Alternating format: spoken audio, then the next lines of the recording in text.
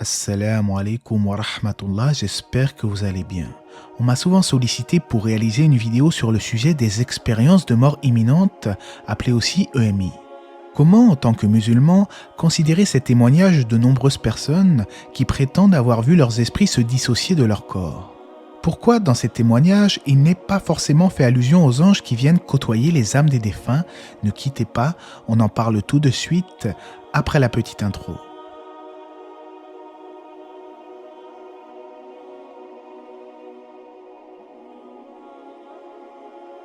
De manière globale, on décrit les expériences de mort imminente comme un ensemble de visions et de sensations exceptionnelles que certains individus ont pu expérimenter.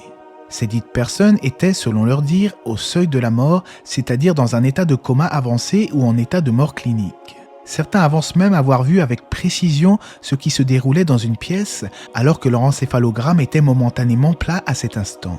Selon divers témoignages, ces expériences de mort imminente les ont apaisés. Ils auraient vu un long tunnel, des êtres de lumière, voire même des personnes décédées qui leur étaient chères.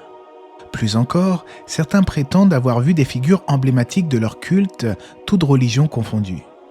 S'il s'avère que ces visions sont véridiques, il est possible que le diable tente d'égarer encore plus celui qui n'a pas cherché à suivre la bonne voie durant sa vie terrestre. D'un autre côté, s'il s'agit d'un musulman sincère qui voit par exemple de belles choses liées à sa spiritualité, on pourrait penser qu'il s'agit d'une belle annonce faite aux croyants comme lorsqu'il est en état de sommeil. Mais la réalité est qu'Allah seul sait ce qu'il en est véritablement, aussi faudrait-il éviter de tirer des conclusions hâtives concernant les choses qui nous dépassent. Mais alors, comment expliquer ces phénomènes étranges qui se produisent au seuil de la mort ? Selon plusieurs neuroscientifiques, les EMI découleraient d'une altération de la conscience et cela dû à la perturbation cérébrale qui se produit à l'approche d'une mort imminente.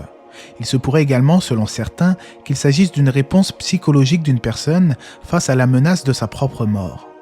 On pourrait également avancer que l'effet de certains médicaments, surtout en milieu hospitalier, puisse altérer la psyché d'un individu précis.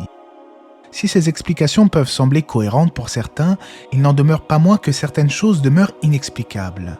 Comment se pourrait-il qu'une personne hospitalisée en état de mort clinique ou de coma avancé puisse voir ce qui se déroule avec exactitude dans une pièce voisine, par exemple? Cela est un défi à l'explication purement scientifique.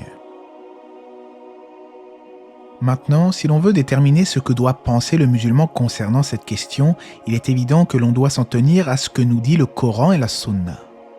Parmi les choses établies par notre religion, il y a le fait que lors du sommeil, Allah reçoit l'âme d'une personne puis la renvoie, tandis qu'il retient l'âme destinée à mourir. Allah dit dans le Coran, dans le sens du verset, « Allah reçoit les âmes au moment de leur mort ainsi que celles qui ne meurent pas au cours de leur sommeil. Il retient celles à qui il a décrété la mort, tandis qu'il renvoie les autres jusqu'à un terme fixé. Il y a certainement là des preuves pour des gens qui réfléchissent. » Concernant la mort, on sait que lors de cette dernière, le véritable croyant sera accueilli par des anges lumineux qui descendent des cieux et s'installent à son chevet. Puis, lorsque l'ange de la mort se manifestera, il lui dira « Ô bonne âme, sors pour jouir du pardon et de la miséricorde divine. » A contrario, lorsque l'incroyant invétéré sera confronté à sa mort, des anges affreux s'approcheront de lui, il recevra bientôt de sombres nouvelles concernant sa destination, à savoir l'enfer. Puis, lorsque la mort vient à l'un d'eux, il dit « Mon Seigneur, fais-moi revenir sur terre afin que je fasse du bien dans ce que je délaissais. » Non, c'est simplement une parole qu'il dit. Derrière eux, cependant, il y a une barrière jusqu'au jour où ils seront ressuscités. Conséquemment, les gens seront plongés dans un monde intermédiaire en attente du jour de la résurrection. Certains seront durement éprouvés, d'autres châtiés en fonction du niveau de leur transgression. Il y a plusieurs hadiths du prophète alayhi salatu wa salam qui nous enseignent comment se prémunir du châtiment de la tombe, mais nous risquons ici de nous écarter du sujet. Bien entendu, ces choses relèvent du monde de l'invisible. Il n'y a donc pas de lien avec le corps qui lui se décompose, nous parlons ici bien entendu de l'âme. Nous avons donc parlé ici du sommeil et de la mort définitive. Mais concernant la mort de ceux qui avancent avoir vécu des expériences de mort imminente, on se rend vite compte qu'il ne s'agit pas de la mort définitive, vu qu'ils sont revenus pour nous livrer leur témoignage. Par conséquent, il est donc logique qu'ils n'aient pas été témoins des choses qui surviennent lors de la mort en corrélation avec ce que disent les textes islamiques, vu qu'ils n'ont pas encore goûté à leur mort définitive. Le fait que certaines personnes qui ont frôlé la mort prétendent être sorties de leur corps et qu'ils ont pu se voir sur leur propre lit d'hôpital peut peut-être s'expliquer par le fait qu'à ce moment précis, leur âme vagabondait et flottait aux alentours. Après cela, corps et âme se sont retrouvés et la personne s'est finalement réveillée. Puis elle va ensuite vivre le temps qui lui reste à vivre. Pour conclure, je n'ai pas la prétention de pouvoir comprendre tout ce qui est en lien avec le spirituel en ce monde. La seule chose que je sais avec certitude, c'est que le Coran est la parole du Créateur, et par conséquent, ces expériences de mort imminente découlent sans doute d'un processus psychologique, ou bien peut-être d'une ruse du diable qui embellit le faux aux incroyants. À cet effet, on rapporte cette invocation du prophète alayhi salatu wa salam. Je sollicite ta protection de me voir envahir par Satan lors de ma mort. En islam, on sait que le diable saisit la moindre occasion pour tenter de laisser les esprits s'enliser dans le mal et la mécréance. Il y a peut-être d'autres explications, mais ce qui est certain, c'est que les événements liés à la vie après la mort, aux anges et au monde intermédiaire se produiront bel et bien, mais lorsque la personne connaîtra sa mort définitive.